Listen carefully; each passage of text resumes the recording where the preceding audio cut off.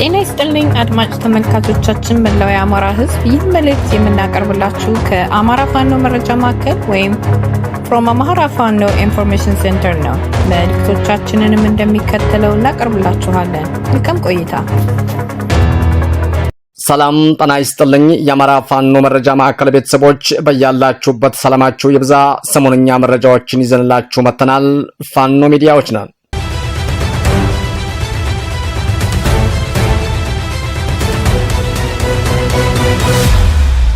ከአማራ ፋኖ መረጃ ማዕከል የዕለቱን አንኳር የዜና ርዕሶችን በማስቀደም የዕለቱን ዜና እናሰማለን።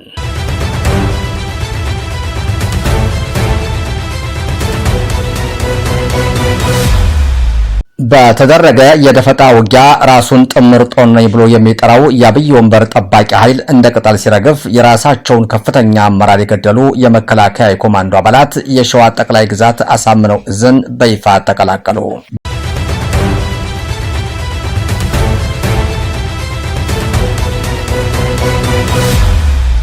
በሞቃዲሾ የተቀሰቀሰው ከባድ ውጊያ የንጹሃን ጭፍጨፋና የአፍሪካ ህብረት አስቸኳይ የተኩስ አቁም ጥሪም እንዲቀርብም አደረገ።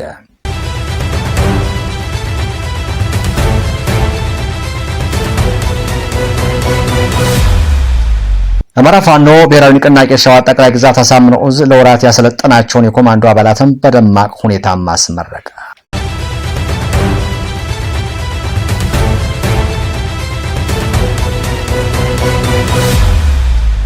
ውድ የአማራ ፋኖ መረጃ ማዕከል አድማጮቻችንና ተመልካቾቻችን የዕለቱን ዝርዝር ዜናዎች በሚከተለው መልኩ ስለሚቀርቡ እንድትከታተሉን እንጋብዛለን።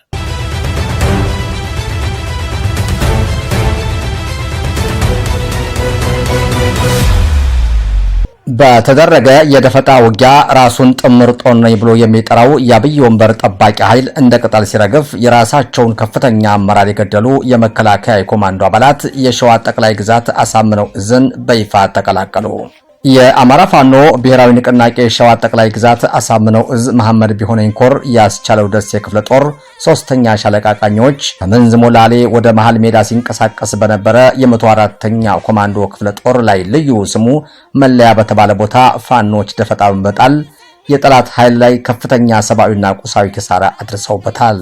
የሸዋ መሬት ረመጥ እሳት የሆነበት ራሱን ጥምር ጦር ነኝ ብሎ የሚጠራው የጠላት ኃይል መለያ ላይ በደረሰበት ከፍተኛ የደፈጣ ጥቃት ሙትና ቁስለኛ ሳያነሳ ወደ መሃል ሜዳ ከተማ እንዳያልፍ በመደረጉ ወደ መጣበትም ሞላሌ ከተማ ተመልሰዋል። በሌላ ዜና የኮማንዶ የመከላከያዎቹ የሻለቃ አመራሮችም የመከላከያን ከፍተኛ አመራር የሆነውን ባለቀይ ቡሌቱን የመቶ አለቃ ማዕረግ ያለው እስከ ወዲያኛው አሰናብተው የአማራ ፋኖ ብሔራዊ ንቅናቄ ሸዋ ጠቅላይ ግዛት አሳምነው እዝ አጼ ዘርዓ ያዕቆብ አንደኛ ኮር ብሩኬ ደምሴ ክፍለ ጦርን በይፋ ተቀላቅለዋል።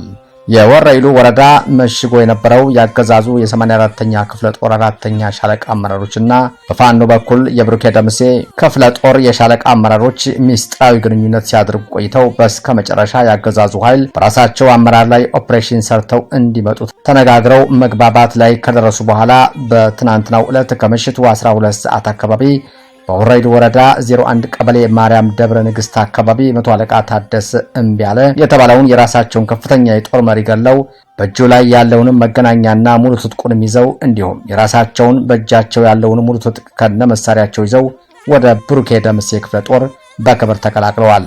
በክብር የተቀላቀሉትም የሻለቃ ዘመቻ መሪ፣ የሻለቃ ሎጂስቲክ ኃላፊ፣ የሻለቃ ኦርዲናንስ ኃላፊ፣ የሻለቃ አልባሳት ኃላፊ ናቸው።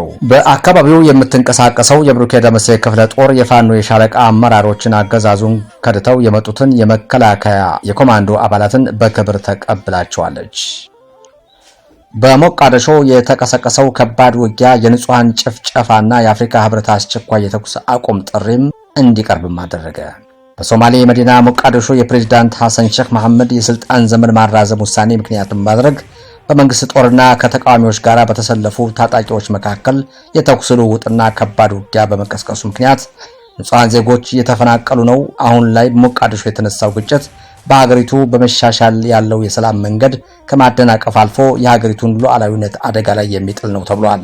በትናንትናው ዕለት በዋና ከተማዋ ከተቀሰቀሰው ከባድ ውጊያና የሞርተር ድብደባ የተነሳ በርካታ ንጹሃን ዜጎችም ህይወታቸውን ለማዳን ከቤት ንብረታቸው ለቀው በመሰደድ ላይ ናቸው ተብሏል።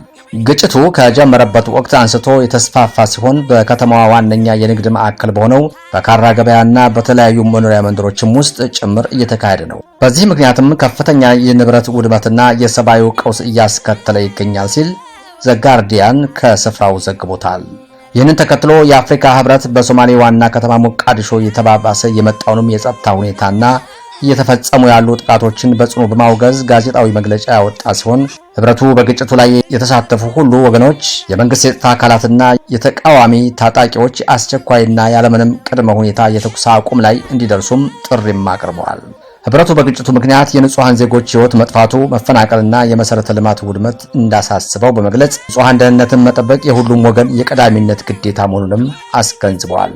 ህብረቱ አክሎም ማንኛውም አይነት የፖለቲካ ልዩነት በኃይል ሳይሆን በአካታችና ሰላማዊ ውይይት ብቻ መፈታት እንዳለባቸውና ፖለቲካዊ ትርፍ ለማግኘትም የሚደረግ የኃይል እርምጃም ተቀባይነት እንደሌለውም ገልጸዋል። ይህ ለሀገሪቱ ሰላምና አንድነት እንደ ስጋት የሚታይ ሲሆን የተከሰተው ግጭት ሀገሪቱ ለ10 ዓመታት ከነበረችበት ቀውስ ወጥታ በአንጻሩ ለጀመረችው ሰላምና መረጋጋት እንዲሁም ከአሸባሪው አልሸባብ ጋር የምታደርገውን ትግል ወደ ኋላ የሚመልስም በመሆኑ ወገኖች ከድርጊታቸው ሊታቀቡ እንደሚገባም የሚያሳስብ ነው።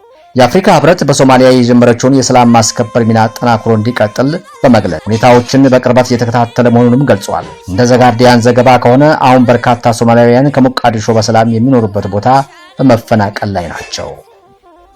አማራ ፋኖ ብሔራዊ ንቅናቄ ሸዋ ጠቅላይ ግዛት አሳምነው ዕዝ ለወራት ያሰለጠናቸውን የኮማንዶ አባላትን በደማቅ ሁኔታ ማስመረቀ።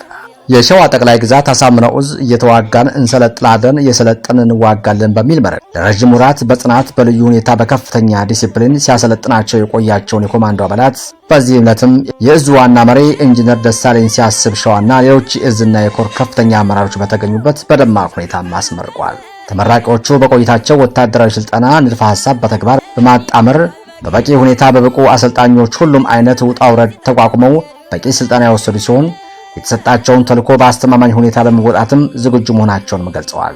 በምረቃ ስነ ስርዓት ላይ የዕዙ ከፍተኛ አመራሮች፣ ጥሪ የተደረገላቸው እንግዶችና የአካባቢ ማህበረሰብ አባላት የተገኙ ሲሆን የዕለቱ የክብር እንግዳ ባስተላለፉት መልእክት ይህ የኮማንዶ ኃይል የአማራን ህልውና ከማስከበር ባለፈ ለህዝባችን መከታና ጋሻ በመሆን ረገድ ትልቅ አቅም የሚፈጥርምና ጠንካራ አሸናፊ ኃይልም ነው ብለዋል። በምረቃ ስነ ስርዓቱ ላይ ተመራቂዎቹ የሰለጠኑበትን ጥበብና ወታደራዊ ዝግጁነታቸውንም የሚያሳይ ልዩ ልዩ ትርኢቶችንም የማርሽ ትርኢቶችንም ያቀረቡ ሲሆን በስልጠናው ከፍተኛ ውጤትና አርአያነት ላላቸው የኮማንዶ አባላትም የእውቅናና የሽልማት አሰጣጥም ተከናውነዋል። የሸዋ ጠቅላይ ግዛት አሳምነው ዕዝ የተጣለበትን ታሪካዊ ኃላፊነት ለመወጣትና የህዝቡን ዘላቂ ሰላም ለማረጋገጥ መሰል የሰው ኃይል ግንባታዎችን አጠናክሮ እንደሚቀጥልም በዕለቱ ተገልጿል። ሰሞነኛ መረጃዎቻችን እነዚህ ነበሩ። የአማራ የህልውና ተጋድሎ ተጠናክሮ ይቀጥላል። ቸርን ሰንብት። በድጋሚ የአማራ ፋኖ መረጃ ማዕከል ቤተሰቦች በቀረበላችሁ መረጃዎች ላይ ሀሳብ አስተያየት እንድትሰጡ በትህትና እንጠይቃለን። ሰናይ ጊዜ እንዲሆንላችሁ እንመኛለን። በተጨማሪ ላይክ፣ ሼር፣ ኮሜንት፣ ሰብስክራይብ እንድታደርጉልን በትህትና እንጠይቃለን። አመሰግናለሁ።